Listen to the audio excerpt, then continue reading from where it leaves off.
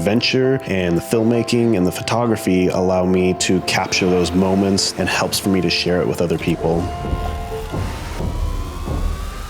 My name's Dan Redfield, and these are my photo ventures.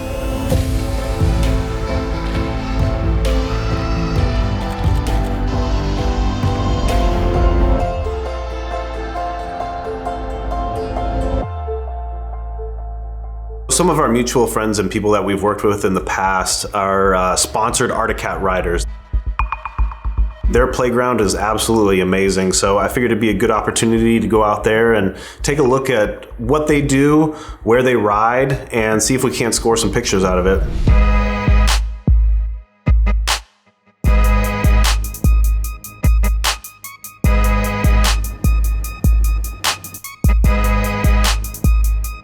I could be considered just a backcountry specialist. I'm good at getting in the backcountry, and I can operate a camera, I can operate a drone. On day one, Dan and I went to Turnagain Pass. We were kind of mostly going to be scouting and kind of checking out stuff and checking on snow conditions. Turnagain Pass in the Chugach National Forest is one of my all-time favorite spots. It's just one of the most beautiful places in the world, and I feel lucky to have it 45 minutes away.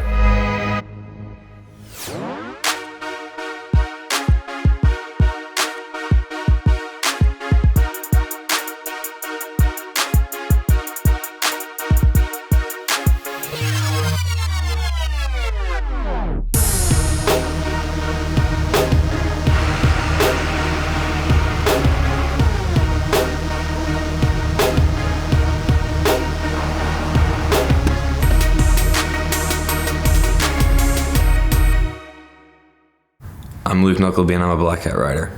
You can say it with some enthusiasm. I'm Luke Knuckleby and I'm a black cat rider. I guess I probably did sound super sad. These riders, they're so good, and just watching them, they make it look so easy, and you almost think that you could do it yourself. I see Travis go by me, and then I see Knuckleby go by me. I'm like, yeah, no, this will be great. I'll just get on the handle and just brap it back a little bit, and then right out of the parking lot, I almost ran right into a creek. That would have been a really bad way to start the day, by getting stuck immediately right out of the parking lot.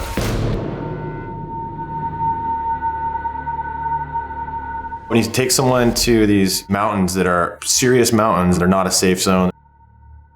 Dan doesn't always snowmobile. We just went to check stuff out and just knock the dust off his riding ability.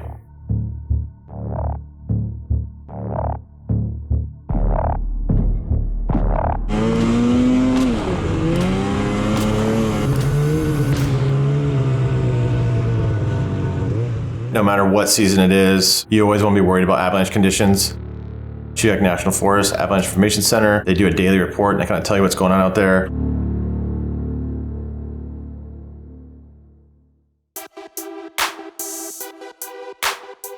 At the top, you're surrounded 360 degrees by just beauty everywhere. There's a few clouds in the sky just for a little bit of texture, which is perfect.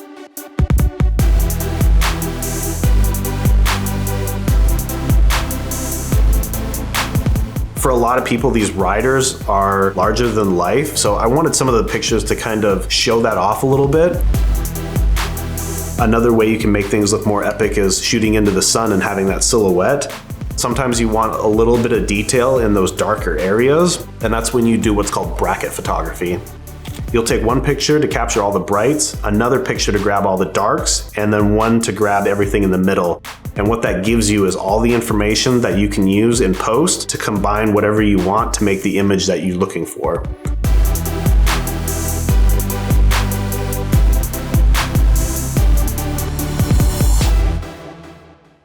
Over the years, I've learned get the basic shots that are going to work and do the job, and then start doing a little more complex shots and try to nail one of them so that when the editors get back in the bay, they just love the shots you come back with.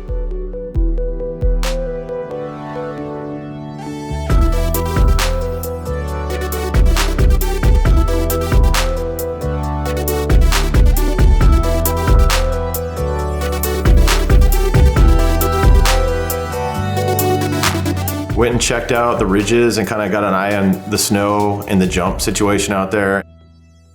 what jumps we're possibly going to be able to hit and what kind of features were just not going to be available to us.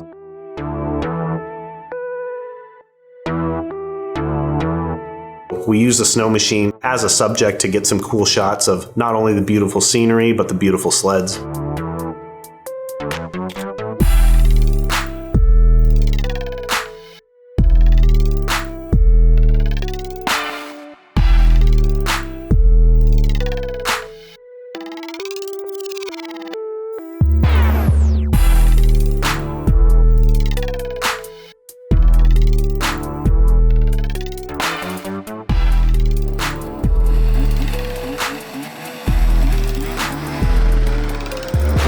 What you think there, bud? Oh yeah, so he said the jump's no good, so maybe we'll try to head back down there and get one of those, what do you call it, 12 o'clock boys?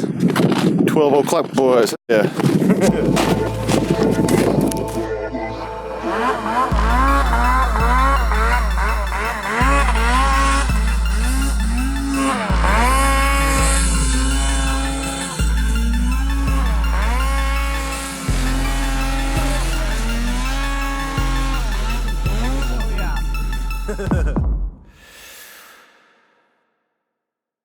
When we're coming down the hill, it's very steep. It can be fast. There's a turn. Let's just go down slow and then make the turn. I had a feeling that I should have grabbed that new sled because it had super short lugs on it. So it was like pretty much a conveyor belt going down ice. And I was doing everything that I thought I could do to slow this thing down. And this turn is coming, it's coming, it's coming, and it's gone. Oh no! Oh no! I see some trees in front of me and I don't know what's on the other side of the trees. Missing that turn and going straight down, nothing is off the table. Nothing is off the table in regard to how bad it could have gotten.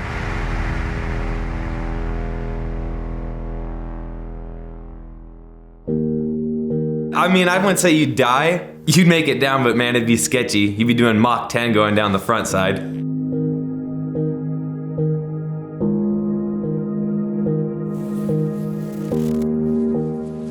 Nux came down and got the sled out for me, and then I took the long, shameful walk up the hill. When somebody misses their turn and then have to have somebody else come and pull that sled out, and then they have to walk out themselves, you know, it's a great opportunity to grab some footage and let your friend know that, you know, he messed up, and now you've got footage for the rest of eternity to make fun of him. So Travis took that opportunity, as well he should have.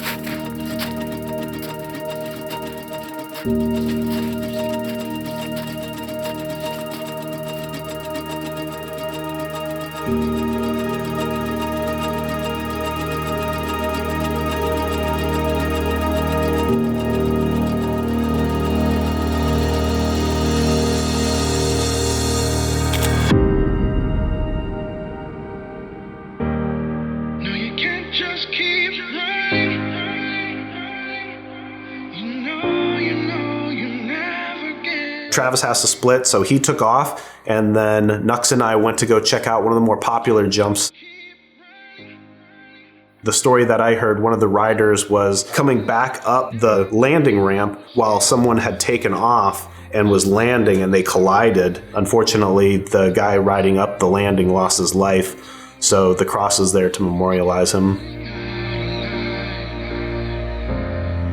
The snow being the way it was, Nux wasn't really happy with doing a lot of jumps, but when we came to 110, the snow was good enough for him. What do you think?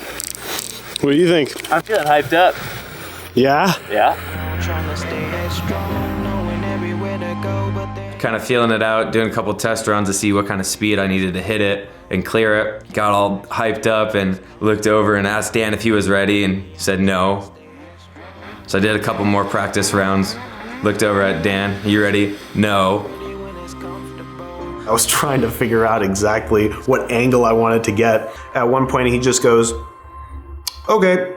And he fires up his sled and he just rides away. And I was like, what does okay mean? What does that mean? Wait, hang on a second. Slow motion is better than no motion. 4 goons in the black bourbon and we coasting to the spot to set up shop and we posting up glasses in the air, yeah, we toasting. The wide lens spaces everything out, so the jump looks a lot bigger, and then low shooting high, You see more of the sky to give you an impression that they're getting more air.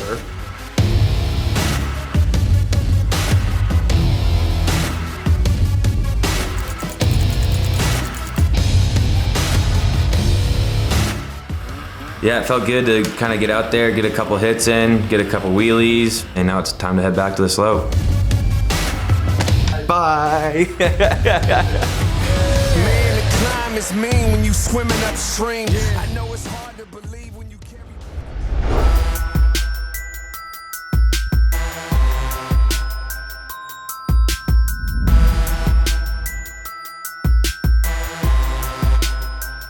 My name's Cooper Street, COOPERSTREET.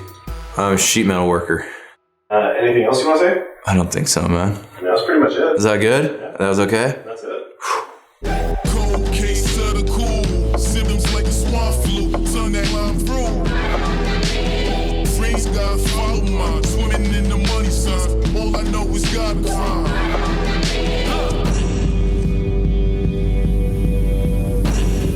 Cooper, he's a bit of a wildcat. That's why a lot of people love him. He doesn't really care. If he sees something like a jump out there, he's just gonna hit it.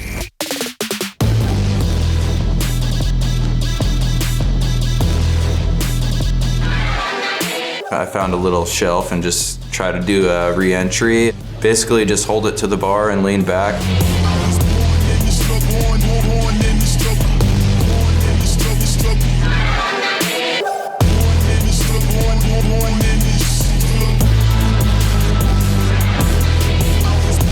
Snow was perfect for landing on your side or even crashing, so figured I'd give it a few tries. As I stand down the road, many stand down the dock. Bless me real style, I'm a product of my environment. Riding with Corey is probably one of the funnest things to do. He pushes me and Luke pretty far. We always try to out-jump him, but I don't think we have yet, unfortunately. Half the year I'm a pro snowmobile rider, half the year I run a construction company. Before I could walk, I was riding sleds, so I've been riding sleds my entire life. Cooper and Luke, they're great riders. I've been fortunate enough to be on the Black Cats team with them the last few years. The motivation for me, like really moving forward, is not really looking just for that perfect jump. It also has to look good. Is this jump awesome, and can we make it look even better? I can't capture everything, so I enlisted the help of my friend Travis and Corey. Travis is running a time lapse and then the drone, and then Corey's set up with a long lens. So we have 3 people covering this thing. Just knowing that somebody was out there that had some level of competency to actually get the shot was really great to have. Corey's like, yeah. I'm Corey Bellinger of Cold Front Photography. My primary focus is on landscape, but with a flavor of action sports as well. I'm so superficial, we grinding, so what's the issue? Forgetting the hell I've been through, just trying to ease up my mental. My biggest emphasis is always to make sure that the rider's position stands out in the air. I don't want to have them overshadowed by the mountains behind them. Try to get them in the sky if I can, so they really stand out the best as I can. So settings, action sports, it's all about fast shutter speeds, right? So minimum of 1/1000 for shutter speed. all the snow machiners, man, they're very finicky, man. They you can't tell them what to do. As a filmmaker, it's kind of frustrating. You know, when they're in the mood to do it, they'll do it. And I'm just sitting up here, just eating the snow and enjoying the sunshine. Some of these jumps are, to be frank about it, they're scary. You get like all jacked up to go do them and you like kind of bury like the fear, and then you look over and the camera guy's like forgot the monitor and he's got to walk back to his sled that's 100 yards away, and then you're just like, Says memory card full? Damn it, that means I forgot to format it. Classic. I try not to get ready until the cameraman's ready, because if I get all pumped up and psych myself up to do something scary and then the cameraman's not ready, it's a mental factor. Once they're in that zone, you just gotta let them go for it, right? They start hitting it, start rallying each other up. You just gotta be there, ready when they are, and hit the shutter and rip off as many shots as you can.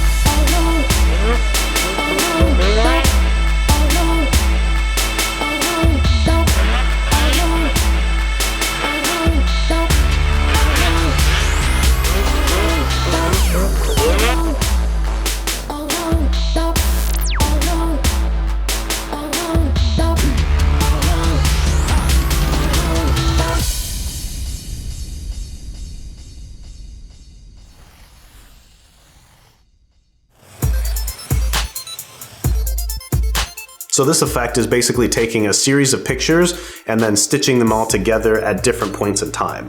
The way you do it is by setting up a tripod, turning your camera to burst mode, and then cranking up your shutter speed as high as you can. When you're in burst mode, you hold the trigger down and it'll take a series of pictures, but depending on your shutter speed, if you have a slow shutter speed, it has to wait to take that picture before it can fire off the next one. Collecting all those frames and then just picking out the frames that you want and then adding them into the picture however you see fit.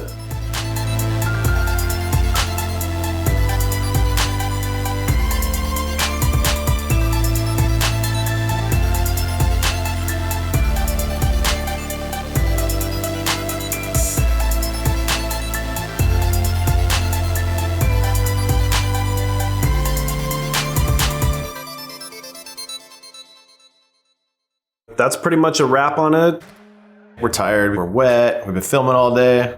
We've got all of our equipment. I've got my 30-pound backpack. I'm tired, I'm exhausted, I'm ready to go home. For most of the guys, it's nothing, but for me, it was a little bit challenging. So when I climbed up over the top, I was like, oh, good, it's time to go home. Now all I have to make sure is not to miss my turn on the way down.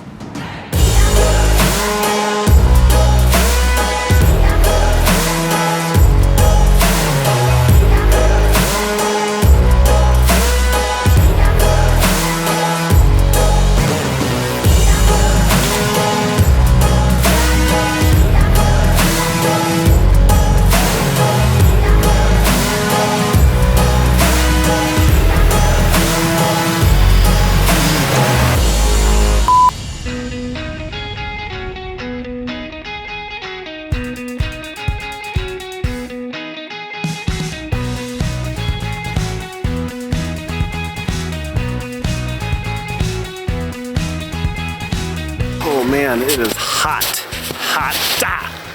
You're talking to millions of people, man. Yeah, I don't know about millions. I really don't think anybody's actually watching this. Sometimes I never know what to say. I feel awkward. Well, you don't even have to say anything. You can just say I might just get up and leave. yeah, I was mountain biking up on hillside and a tree. I'm pretty much a Dan Redfield at mountain biking. damn, that bad. I mean, it's a good comparison.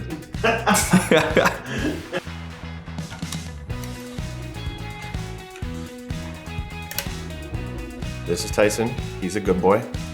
You're super okay with this. It's kind of weird. My name's Travis Smith, and I am a backcountry drone specialist. Why are you smiling? Because that's hilarious. Corey Davis is probably, he's considered the OG out of the riding pack. You know, he always gets the spotlight. So this time we had to focus on Coop and Knuckleby. You know, there's two super cool dudes, unlike Corey, so it was really... This is a photography show more than anything. I'm guilty of not actually watching one, but yeah, support the cause. Cooper said they're always trying to out-jump you, typically unsuccessful. Always unsuccessful, but yeah, they try.